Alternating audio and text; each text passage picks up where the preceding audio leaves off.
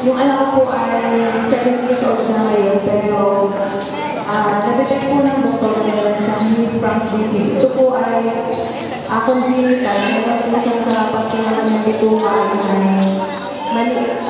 may portion na wala po siya kasi, hindi po siya makapupo. Age 2 months, siya po ay tutunan ko ng puso. Since then, siya po ay nag-diaper hanggang grade 1. So para po ako na-exam siyang butas. Kasi na, kailangan ang diaper nila gamitin ay talaga magandang klase para maging klase ng teaching. Tapos, so hanggang dun po ay nag-i-stay talaga ng po talaga yung ako.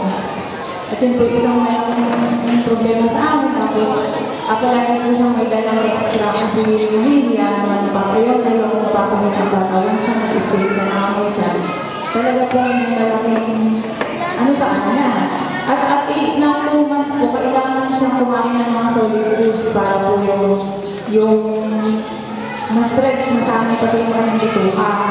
And then, siya po ay grade 2 na ngayon, 7 years old. Siya po ay wala na magkasyang diaper kasi nga siya ay overweight pa. Ang ginagamit po yun yung secret natin ng teacher niya. Kasi ako lang ang nakakaalam. Hanggang ngayon ako lang yun na. Siya po ay ang ginagamit namin ay yung napkin na overnight and heavy flow. Pero ito po yung lang. Nalamang siyang doon sa may sakunan. Para kung sakaling mag-stay. Ayun. Until dumating po yung quantuming. At nung nakita ko yung mga testimony na pinakita nila, sabi ko nga ay bakit hindi ko i-try? Kasi sabi ko nga sa doktor na nakita ko ang tagal. Kasi sabi ko ng doktor, painin na sa akin.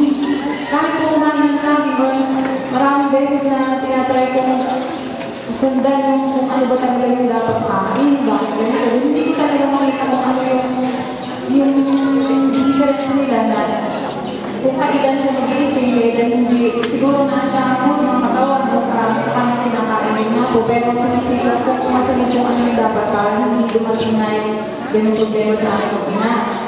And then, nang dumating ang quantuming, isa pa po kung sabi sa akin ng doktor, meron siya, sabi nila tatlong doktor na nasabi sa akin na hindi mo pa siya pinapudrito kasi nilagay daw na maliit na siya sa heart.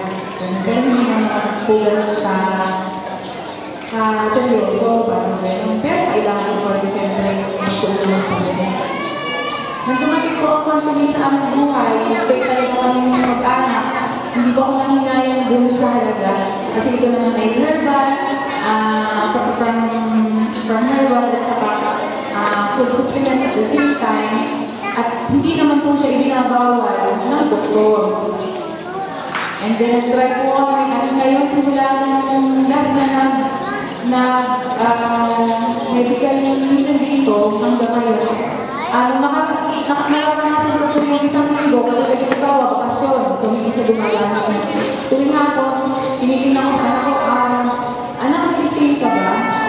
Opo na, may gano'n. Pag nag-stay, nakikita ko sa hapon, nilagay ko sa trash. Kung bakit siya naman, kasi hindi naman siya dumalaan ang secret namin sa bahay. Ano naman po, isang linggo, yung tambak talaga yung lalabahan ko, yung mga stress niya.